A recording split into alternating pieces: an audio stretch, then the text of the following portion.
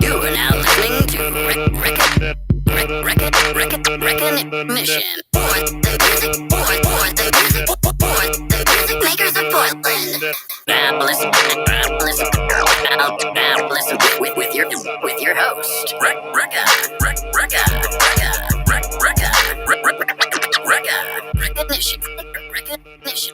Hey, shout out Zone again. Yeah, and like shout that. out Diction. Thank you for coming through. No problem. Thank you. It's a catchy intro. So Yeah, I know. I love thank you it. for having me. It's nice to be here. Yeah, I mean, we only got 30 minutes, and you're such an interesting person. That's going to be difficult. So our conversation will probably get cut off Thank right you when for it's saying getting I good. talk too much but- very politely. No, I yeah, right. appreciate that. No, I'm saying like there's so much that we could talk about. Right. That No, it I would feel you. easily just get cut like right when it's I getting read a good. lot of books. Yeah. No, you do. So what are you reading right now? The biggest one is it's a collection of 10 different books that's been put in one big fat book of the collective works of Neville Goddard. He was a mystic who lived from about the 20s to the 70s who interpreted the Bible as a psychological drama, and that all the apostles in it are not people but states of consciousness, and that basically we're all Jesus, essentially, like that's your higher self. And he argued that God was your imagination. And no, I like that theory. It definitely takes the pressure out of like trying to choose a religion, if that makes sense, because there's so many. Honestly, I studied a lot of the other things, and they all kind of boil down to that. It's like similar to and it kind of coincides with that quantum physics thing they talk about, things being a simulation. Yeah. All of them are like, if you visualize something and feel it like it's a real thing. His big thing is you go to the end, like say you want like $1,000, just randomly, for an example. You would picture yourself on the phone. You would get in a meditative state first. You'd picture yourself on the phone being like, I have $1,000 to whoever it is. But you would picture yourself somewhere like, you know what the chair feels like, all that. So you're feeling it to the point where it really feels like that's what's happening. And that will trick the subconscious mind because it doesn't have the discernment of the logical mind. It'll bypass all the doubt. And then a series of events, a bridge of incidents in the middle will happen to connect it. And he argues and he shows how like actually the Bible and most other holy books tell you that that's what it is that like, you visualize it because God's your imagination in you, and then your faith, you don't deal with the middle. So it's just the beginning and the end. And so you have to act as if you already have it. And then boom, a phone call from a random lady, whatever, a bird falls out of the sky. It'll just be a lot of, and then when you get to the end of it, and I've done it and had it work for things. Then when you get to the end, they'll be like, well, that would have happened anyway. Because, you can look back and connect all of it. But you're like, no, it wouldn't have. Yeah. I know I did that. And then this random stuff happened. And now I have a free cup of coffee. Yeah. Because of one thing I did, for example, or like I healed someone and went to the doctor, and then they went back the next day and we both did it together. And they were like, you shouldn't be well. What's going on? You're fine. Yeah. Just stuff like that would blow your mind. But like, yeah, that's what I've been really studying a lot lately. Yeah, I love stuff like that, especially with your music. I can hear it like in your music. Like you just got that total vibe where you like know yourself really well. And I think that's really cool. Thank you. I think a lot of people chase to get that, I mean, I definitely earned that through a lot of really severe trials and errors for sure. Yeah. Well, I'm just saying I'm someone like that I wish I could know myself. Sometimes I find myself in a weird situation where I'm just like, I don't really know how I feel right now. Yeah, I feel you. Especially definitely. with the last couple of years, man, it's been crazy. And so did you say you have a show later? Show? I thought you had a show or something after this. Oh, I went to a show last night, actually. I wasn't on the bill, but the homie Skylar Ray had this show with Lady Dice. It's like kind of national artist or whatever. They were on tour. And so we invited, and I went with my homegirl, Nope, who's like an A&R and works with Redman and Method Man, owns a clothing company. We're getting an office together, doing work together. So we went, and he gave us complimentary tickets to check it out. There was a lot of dope local artists on it. There was like Rasheem the Block Bishop and Anthony Rivera killed it. I'd never seen Shane Taylor perform before he killed it. It was dope. I wanted to see that guy live. I didn't even know. They had it packed. We couldn't find parking. I rolled with Scotty down there too. So we rolled in at a good time. And then that's like, he got me, shout out to him because he got me this interview on P-Town Media. And, his message is big on recovery, and I'm in recovery. So I I'd speak about that too and that sort of thing. So a mutual friend had tagged us like for this opportunity. That didn't come through, but he did the blog, and then he was talking about I'll be performing probably at the convention center later this month. I have to remember to get the details for this like NA conference kind of thing. But it was really cool to see because I'd never been to a show he done. Like the promotion game was crazy and everyone killed their performances, but it was, I mean, obviously it was super hot last night. Yeah. And it was just like, that's wild. You couldn't find parking. Like we did that show last week there with Chicharrones, and that was a great turnout and everything. But this was like packed. Yeah, like I couldn't, there was no parking in the parking lot. Like that's dope. Yeah, shout out Skylar Ray. Yeah, so that was, he's got some mad hustle. Yeah, definitely. I'd have to say that's like first time seeing that, I was like, that this is crazy. This dude's he's grinds, on some like whole nother thing, like all over the place too, and just doing it, just him and his girl. I love how they're like a power couple. Yeah, they do. They have great chemistry on stage together too. That was really dope. And I ran into Trey Fordu, so I haven't seen him in a minute. He's really dope. Yeah, we were talking about doing some like music together in the future, so I'm looking forward to that. So it was a great night. It's just crazy, right? Because everything we all been through, to be at a spot where I'm at a show, it's packed. And the worst thing I'm worried about is that, wow, it's real hot in here. Yeah. And then you gotta like, wait, what? No, I'm at a show. I'm at a show with people. It's amazing. Yeah, you can't complain at that point. No, I mean, I'm fantastic. so excited. Things are like starting to open up. Yeah, it's nice. It's gonna be wild. Like I was just thinking about it today and thinking about Hip Hop Week and thinking about like, oh, that's gonna be dope. The first Hip Hop Week I ever really went to, and I was thinking about like all the outdoor events. Like I saw there was like DJ battles and B-boys and B-girls dancing and just like real hip hop. It was crazy. And so I'm just like, wow, I get to actually do that again. Yeah. Like, there's possible tours I had been waiting on that may be coming now. So, or will at some point, but now it's like closer to that happening. I'm glad you brought up Hip Hop Week because congrats on the award. Oh, thank you. But like that one's cool because I read that list and I'm like, so many homies getting recognized. It's dope. And obviously like Cliff and OG1 are like up there with the people who do the most for the scene. I love anything they're doing. And that event, the spirit around it's really dope. I actually have always had to work at different things and haven't made it, even though my friends are getting awards and this and that. But this year I'm gonna definitely go. Yeah, I think I'm gonna block out that like whole week. Like I think what we're gonna do even for this show is like head around to a bunch of the shows and just like get video of it, interviews and stuff, and make like, you know, a long video for That's it. That's a really dope idea. I'm definitely gonna make. I kind of went off the radar when I was recovering and different things. So then COVID hit. So I'm like, I feel like I've been like a ghost for like 3 years, even though I was doing music and stuff. So it's really dope now that we can get back out in the mix more to be able to be like just showing up at people's stuff and seeing everybody and building with everybody again and enjoying the music. Yeah, that's where I've been at, because I've kind of been crawling out of a COVID hole myself, you know, and so I'm not even in the mood to like, I do want to perform, but I'm not in the mood to like put it all on, you know. I want to just go like and see people and see them perform, you know, to get that like fire back, you know. That's always last night, you know, you go to a show like that and you see people kill their performance. It's definitely inspiring. I was talking to that Trey Fordu about that. He's like, yeah, I live right up the way, so I came through and it's just inspiring. I'm gonna go back and do my thing. I'm like, yeah, I feel you. I'm about to go tighten up the stuff I wasn't happy with at that set last week. I mean, it went well, but you're always your worst critic. So I'm like, all right, I could have done this. I could have done that, you know? Yeah. But then getting ideas for your like next show. Like, I think that was my favorite part about performing before like COVID hit, was just like seeing everybody else too. Yeah. So like, and like seeing what they did. And I'm like, man, I could do that. Or like once I do perform, then I would like want to go to the studio like afterwards. Like I could stay up all night. Like this is fine. Like, this is definitely. Great. You get that spark. It's just like, all right, I could just run forever on this. Yeah, there was a couple times that actually happened too. I think that's one time you were at the studio. Yeah, I think that's when we ended up doing that track that got on the Wasted Day soundtrack or whatever, where you were like, because you were working on a bunch of stuff, and then I had a session, and you're like, "Can I get on a song?" I'm like, "This is dope. I've been wanting to get you on a song, so yeah, get on all the songs. I'm fine with it. You know, all the things. Just hop exactly. On just hop on anything we doing right now." That was cool too, because then Zone cooked up a beat, because you know he gets so busy engineering and everything else and scratching everything he does. I haven't, you know, rhymed on one of his beats in a while. I love working with Smoke's beats, and that's what I primarily have been working with. But it's fun to like, he has a different style, so it's fun to like when he comes out the woodwork to do a beat, to be able to like do something on his own beat, you know. Oh yeah, like the intro is a beat he made when he was down in Long Beach. He's been at the beach like half of COVID, I swear. Yeah, but it was the first time he was there for like 2 months. Like Yeah. 1 week turned into like 2 months or something like that. Yeah, he made that beat then, and the Dope. intro one. Yeah.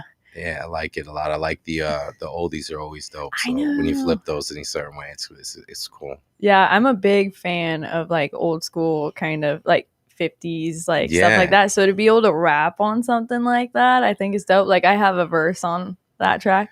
I got more into that too when like my an ex-girlfriend of mine, we're still good friends.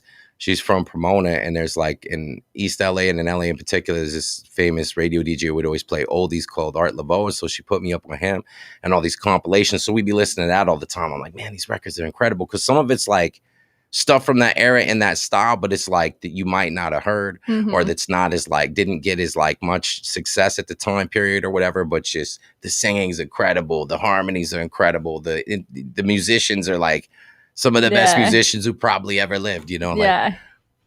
No, I'm the same way. I like that a lot. And so what are you working? I mean, you're working on all sorts of things all the time. Yeah, How often definitely. aren't you in the studio once a week? I'm in the studio once a week, and then sometimes more. Like Zone went to Hawaii because he runs his business, so it's busy a lot of the time. When Zone is Hawaii, I was in the studio. Ooh, you probably got to be in there so much. Yeah. I would like live in there. Yeah, basically. That's it. What it was is getting stuff done. I got because I got the solo record coming out on August 1st that I've been working on the last couple of years. It's all smoke beats and everything. And then I got this new group called Emerald Empire that's with 2 people from Eugene. So that's kind of where the name comes from. He was his production company. This dude Asol and this other this gal Cadillac. She's dope. Sick. She sings. I like the name. Yeah. We're getting together to finish that. Then my homeboy Brown Caesar, we have a side project on Smoke Beats that we're still working on finishing called that group's called Street Sorcery. Trying to think what else. I have an EP that I got you and Ning on and everything. A mixtape I've been working on for a few years. Which is the one with me on it? Is it the one on the hook? The Acres of Diamonds, yeah. Yeah, it's the hook that I'm on. No, that's the song we put on that compilation. But you did a song where you rhymed a verse, and then I had Ning rhyme it, and we're talking about law of attraction kind of stuff. Oh, you know? Dude, why do I forget? Like, I feel like when we do tracks like that, Zone doesn't send it to me. Well, that's because I engineered that. That was when Zone was gone, and so I didn't do all the tweaks to it yet, and so. Oh, okay. Yeah, now I remember. Yeah. Exactly. Okay, now I totally remember. So I have like a lot of solo stuff, and then and then we have side groups. Me and Zone talked about doing a group called.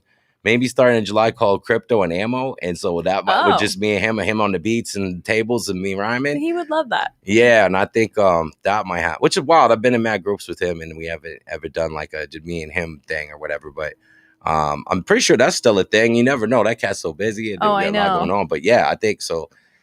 Yeah, a lot of stuff. This year is going to be the year where it's like, all right, I've been recording for like years. I'm about to just unleash a lot of stuff this year. Yeah. No, and you're getting a studio in Portland, right? You said? So. I'm getting an office, so it'll be for like business meetings. I'm still gonna stay at the studio as far as renting there to record at Slough City, and then I'm getting an office with a business partner who she does booking dope.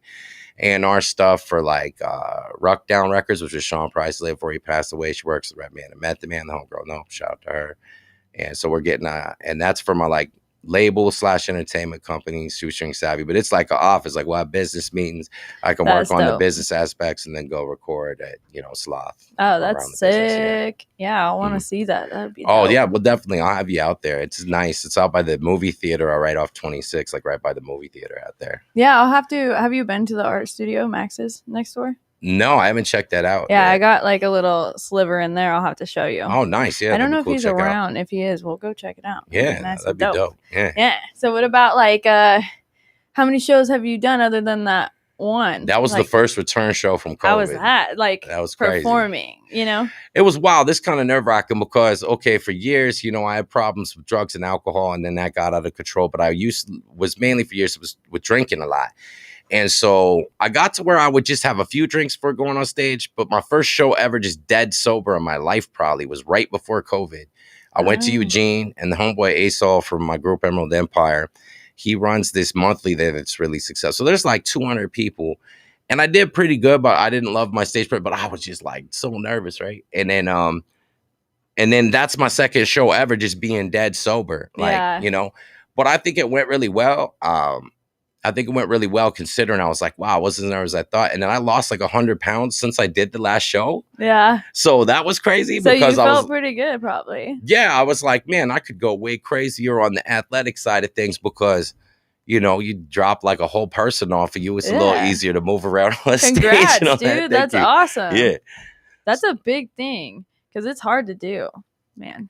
Yeah, I guess it is. I don't know. Once you get used to certain things, you're just like, people always tell me, they're like, man, you should celebrate the victories you have. And I'll just be like, that's cool. But my mind's always kind of shifted to like, okay, cool. Now what? Or like, but I'm trying to get 7 levels beyond. So I'm always looking at that. Like what's Sometimes next? I have to have people remind me, like, no, when you have it's good to like celebrate that and then at least take a build off of second it. to. Right. Like I was listening to this one like psychologist like talking about like everybody should take like 30 minutes a day to not like hate on themselves. Oh, you know, because we do all day, every day. I mean, especially as artists, we're like the worst. Like, oh yeah, yeah. So, like, taking 30 minutes a day to just be like, "Hey, I recently did this, and I am, you know, killing it at this," and then you can go back to treating yourself like crap. But apparently, it helps a lot. It's been helping me a lot. I like that a lot. I do a lot of meditations that would be similar, and like I'm a big student of Think or Grow Rich, so I read these statements every day. But there's also I do a lot of gratitude meditations, and I love that when you get into gratitude. But that's kind of a different tweak on the gratitude thing. I like that. I'm gonna start trying to slip that in there because you say things to build your self confidence up in these affirmations, and I meditate a lot. I'm into all that kind of stuff, but to actually just take specific things you've done. Like my gratitude ones will just things you're grateful for. That could be anything from like, wow, this air conditioning is really nice. Or this cup of coffee, or I'm grateful for my mom or my wife or this dog, like bigger things. But then to be like, and then saying things that you don't quote unquote have yet, but like acting as if you already do.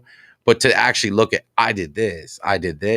That's a dope little like caveat to it. I think that helps you like take that time to celebrate. I mean, like do that. For me, like I started doing it because COVID made me realize, you know, that I'm not always going to have the shows and the people being like, oh, Rekka, you're so dope. Like that set was sick, like all the time. And I realized that it was like slowly, I was like draining. But I couldn't figure out why. And next thing I know, I was like emotionally at rock bottom. And I was like, what is wrong with me? And I realized I had to like be my own like hype man. Like when I couldn't do shows or when I didn't have a show coming up, whether I was busy doing whatever, being a mom all week and like not taking time. So I had to like stop and be like, no, I've done things. Like, and I realized how messed up I was when I got that award. Because I couldn't see the blessing in it. Like I couldn't feel blessed. And I was like, wow, dude, I'm really messed up right now. And I was like, I got to do something. And that's like right when I was like, no, I need to tell myself every day. Like, yeah, I'm huge on affirmation, especially when you first wake up and right before you go to bed. There's this thing they call the hypnagogic state. And that's where the barrier to the subconscious is the blurriest you're going to get. I really believe your subconscious shapes your reality, and it's repetition and feeling. And then most of the people in the fields of you know, mysticism and law of attraction, law of assumption, whatever, there's different titles, but they're big on like, look, if you feel like you already have something, what would you feel like? Gratitude. And that like, if you're grateful for what you have going. So I definitely believe heavily in the power of that concept, but that's a cool caveat, I think. And then it makes it specific to accomplishment. That's the thing I don't center on as much. Like I can be like, I'm grateful for this or that, but I think anything that puts you in a vibration of self-confidence, because I believe we're all just a fraction of God. Like we're just God imagining itself. So that's huge to have that faith to shape your world and in yourself. But then also to be like, I'm grateful, but for this specific accomplishment. Then you can be like, all right, cool. Then I know I'm gonna get this next one. Yeah. Or whatever, or just enjoy it for a second so that you can be like, wow. Cause sometimes I'll be like, I got off hard drugs. I lost 100 pounds, And I'm like, well, I should have never been like that. So to me, I'm like, whatever, just keep pushing. And people, but it is a big deal. Yeah. They're like, nah, like not everybody be doing that. You should like take this minute and be cool about it. Like, you know, be happy about it. I'm like, all right, yeah, you got a point. You know? Yeah. I mean, you really like, you cheated death. You know, I lost like, I think it's close to like 20 friends now to drugs. Yeah. And so crazy. Like, you know, just the fact that you got out of it, like I tell myself that too. Like I don't necessarily call myself an addict anymore since it was like when I was like 18. but I still am Yeah. like, I survived that. Like I was like a survivor of that. I actually agree with that. I have kind of a maybe controversial viewpoint depending on the circle. So like anybody who's gone to the meetings and that sort of thing, that's awesome. Whatever works for you. I think it's fantastic. And I think a lot of things I did would center around that frame, but I didn't do that, did on my own. So I believe heavily that whatever you add to the phrase I am is literally going to manifest. That's what you will be. And so I'm not one to say, like, when people like, you're in recovery, I'll kind of roll with that. But like when someone's like, I am an addict, I get why they do that. And I get where they're like, you always have to be more careful. Maybe you have more of a propensity for it and why they do it. I don't believe in attaching anything I don't want to permanently be, though, or bring forward to an I am, though, in the metaphysical sense. So I don't do that. I don't call myself, I call myself a recovered addict. Like, yo, it's done. I'm, you know what I mean? Yeah. So I know that would be probably controversial in circles. I understand why. I respect why they do that. But as a student in metaphysics and the way I view my spirituality and how I think it shapes the reality of everything, I'm like, that I am thing, I realize like you never want to even put something on that I am that you don't want to be. I permanently, agree. Yeah, because when I did that, I labeled myself as a victim. And that made it harder of a fight, because then you kind of pity yourself and you're like, oh, all this is happening to me. And I've been there. I know it took me like 6 months to get off of like opiates, like it's horrible. But it's like one of those things, like I know for myself, I know everybody's different too, but for myself, I couldn't let myself be a victim or I'd fall back into it. Yeah. So a big thing about this stuff I've been studying is about the states of consciousness you occupy. Like I don't see free will in the same way anymore. Like you think everything, like I touched this table, that was a choice I made. I don't think that way anymore. I think that free will is limited to pretty much you can choose which state of consciousness you're going to occupy, which you could do at any given second because there's technically no time. And so, but then your subconscious will act that out. And so when you put an I am on something, you're putting yourself back into that state of consciousness. There's like a phrase from the Bible where it'd be like, let the dead bury. That's funny. People listening probably think I'm super Christian, but a lot of people would argue I'm probably an atheist because I believe God's your imagination. Yeah. And, I'm all about all the different spiritual teachings because I believe if you boil them down to their core, it's a lot of universal truths on like, looking at it through like a mystical lens and all that sort of thing. But I believe that heavily. Like, yeah, you say that, then you go back to being that. If I say I am this, then yeah, my brain is going to, like, technically there is no time. So it's like, if I say I am that today, it's just boom. It's already, I'm back to that state of consciousness. It's like setting up your tomorrow. Right. It could. I 1,000% believe that. In fact, under the mystical interpretation of the Bible, I am is what Jesus tells you his name is 1,000,000 times in there. Over and over. And God, it's I am. Why? Because God's in you. Yeah. God is I am. It's just the higher self, right? And then that all connects into one thing, at least the way that I understand it. But applying to my life, it works. So I'm like, yeah, no, that I am thing is so powerful that I'm like, it is. You got to be careful with how you I am and how, even how you are, because I ain't trying to cast aspersions on somebody else's state of consciousness either. You know? Sending the yous are pretty bad. Like there's a lot of people shooting right now that are like, you should do this, you should do that. And I think people are forgetting that like everybody's different. Everybody has their own beliefs. Everybody has their own styles and that what they love and what they don't like, and like, it's like almost everybody's trying to like dictate each other. It's wild. Like I've seen like crazy amounts of fights go down lately where it's arguing over things that are pretty personal. No, yeah, I could definitely understand that. And it gets complicated. I mean, some of my views where like they align with a lot of the sectors I might be in for whatever you want to say. It's like, some of those viewpoints would be probably super controversial to the recovery community, even though I agree with their mission and everything they're doing. And I've, been through the process.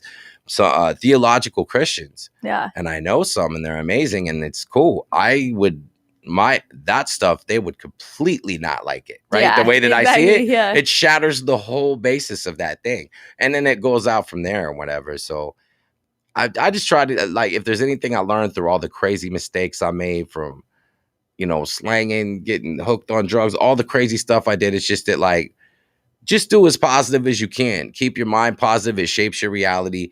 Try to give that to other people. If it gets to an impasse where you're not able to do that, then extricate yourself and just visualize for them from a distance positive things. Because I believe that if their subconscious mind doesn't accept something, say if I'm like cursing, I see someone cuss me off in traffic and I'm cursing in my mind, like, man, I hope they get in a wreck or this or that. Yeah. If their subconscious mind rejects that, I believe it'll bounce back into me in some equivalent form. Oh. But it also works in the law of inversion in the positive sense. So if I'm like, that dude's going to get $1 million.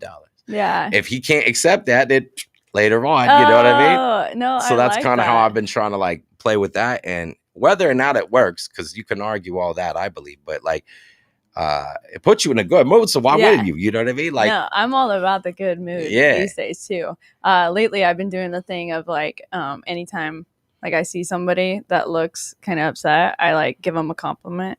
Like, I don't know what it is. It's awesome. Kind of selfish because it makes me feel good, you know, to like, you could tell when somebody's not happy. At least I can. Like, I can feel it in like a room, you know? So if I can like feel that, because I know how bad it sucks, I'll like be like, hey, I love your hair. I might have to steal that from you. I love that.